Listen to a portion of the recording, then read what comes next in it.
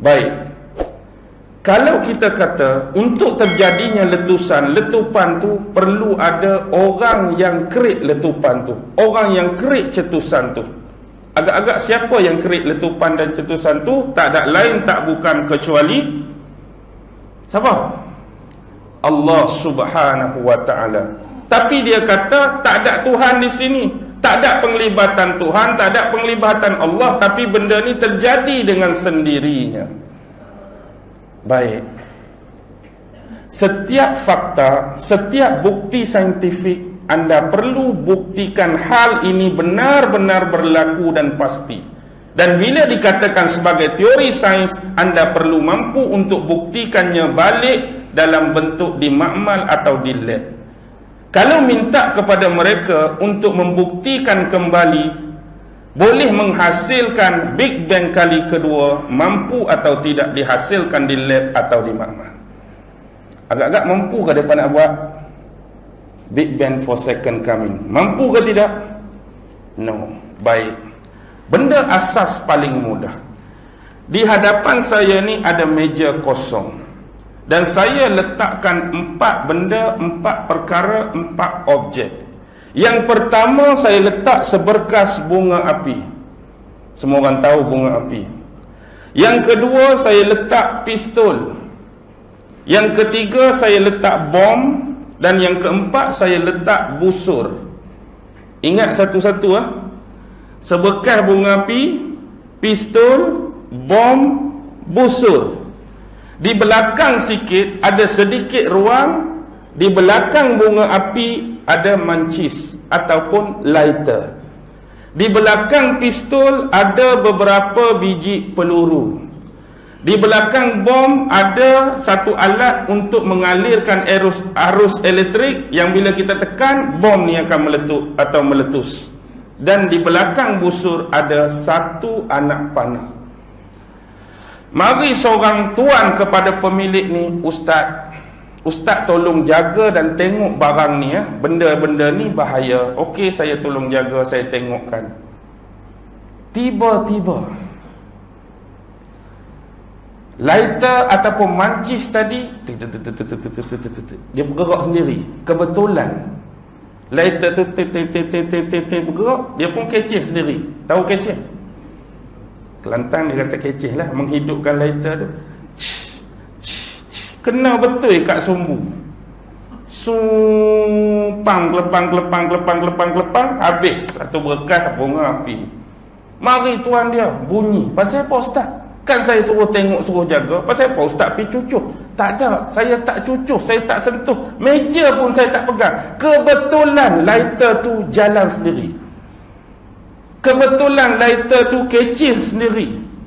Kebetulan kena pula kat sumbu, meletuplah dia. Agak-agak kalau dia buat report polis ambil tak statement saya ni? Lighter bergerak sendiri. Lighter yang cucuh sendiri. Orang terima tak? Orang gelap. Kami tak percaya lah Ustaz. Baik, ambil yang kedua. Kalau kita kata kita betul-betul tak sentuh, kita cerita kat orang peluru tu gerak sendiri, masuk dalam pistol. Zruf. Pistol zaman Haid Chapra lah, katakan tak, zaman cowboy dulu. Dia tarik picu sendiri, dia tekan trigger sendiri, pam. Bila orang tanya, Ustaz ke buat? Dah, kebetulan pistol ni peluru dia masuk sendiri, dia menembak sendiri. Tak ada teori kebetulan. Lepas tu hak ni pula ada orang tekan tu, punat dia, butang dia, saya tak tekan pun. Tiba-tiba bom meletup sendiri juga. Anak panah pun bergerak sendiri, duduk di busur, tarik sendiri, panah sendiri. Siapa boleh percaya?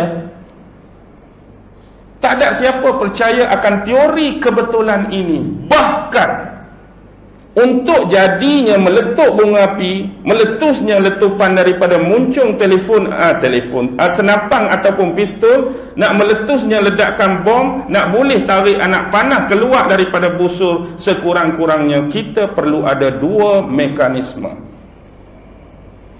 Apa 2 mekanisme tersebut? Yang pertama ialah ramuan yang tepat. kaedah dan pengendalian yang betul, persekitaran yang sesuai. Satu mekanisme. Ramuan tepat, kaedah dan pengendalian yang betul, persekitaran yang sesuai. Dan mekanisme yang paling kedua inilah yang paling penting. Orang yang akan menggerakkan mekanisme tersebut, iaitu pelaku. Ada orang yang akan cucuk, ada orang yang akan tembak, ada yang orang tekan punat, ada orang yang tarik busur. Tak ada mekanisme kedua ni, agak-agak boleh tak berlaku? Boleh atau tidak berlaku kebetulan?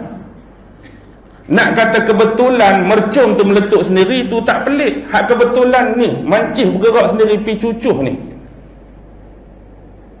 Hak kebetulan kalau memang dah ada peluru dalam pistol, ada peluru dalam senapang, hak jadi pam meletup sendiri, kita tak pelik. Ni hak peluru duk luar, peluru pi gerak masuk, tiba-tiba tembak ikut suka.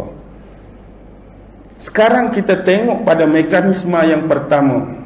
Ramuan yang tepat, kaedah dan pengendalian yang betul, dan persekitaran yang sesuai. Fail saja salah satu mekanisme ni, tak jadi. Ambil contoh persekitaran yang sesuai. Kalau bunga api ni dah cucuh dah? Dah cucuh ustaz. Nyala tak? Tak nyala. Dah cucuh? Meletup? Tak meletup. Pasal apa tak meletup? Mana tengok hang cucuh? Rupanya hang cucuh dalam ayat. Orang nak bagi cucuh bunga api atas darat, tempat kering, hampir terjun dalam kolam, duk cih-cih dalam ayat. Hampir terjun dalam kolam, bagi rendam, bagi basah dulu ni, duk dalam ayat, duk cucuh. Jadi ke tak bang? Jadi ke tak? Persekitaran dah tak sesuai, fail. Hak patut cucuh tempat kering atas darat, hampir cucuh dalam ayat, tak akan meletup bunga api.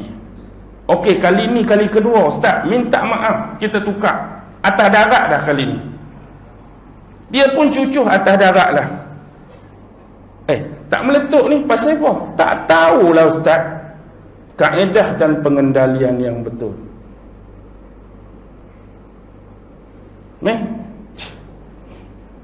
Lighter habis bateri. Cih saja. Meletup ke bang? Sumbu ada dah. Lighter bateri tak ada. Tak meletup ustaz. Nak meletup macam mana? Tak mengeluarkan api, sumber yang boleh mengalirkan sumbu tu. Kali ni lighter ada bateri ustaz. Okey. Tak meletup juga pasal apa ustaz? Tengok kaedah pengendalian macam mana? Ya Allah, betul ustaz. Rupanya sumbu ni tak bersambung dengan serbuk kat dalam. Dia terputus. Padanlah. Meletup ke tak meletup?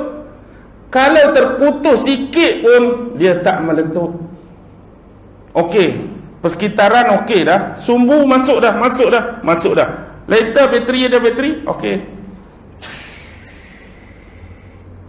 Pasal apa tak meletup juga ni ustaz? Banyak kali dah kita ni. Ramuan mesti tepat. Tengok dalam tu ramuan dia. Ya Allah, inti karipat bukan serbuk peletup.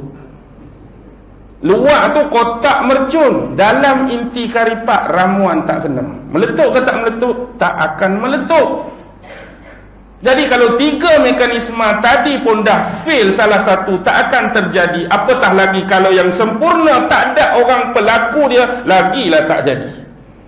Dan bagaimana untuk kita menerima teori Big Bang yang cukup besar, dengan ramuan yang paling tepat, dengan kaedah dan pengendalian yang paling betul, dan persekitaran masa dan waktu sesuai dengan ketetapan Allah, tak ada dia pelaku. Pelaku mesti ada. Dan bila anda kata ini sebagai teori, dia harus mampu dibuktikan kembali dalam makmal atau lab. Bila kita minta pembuktian kali kedua, dia kata kita memerlukan aset dan akses yang besar. Kalau kita nak buat hak kecil ni mudah. Ni aset dan akses kita nak cari mana sumber-sumber hak jadikan letupan tadi.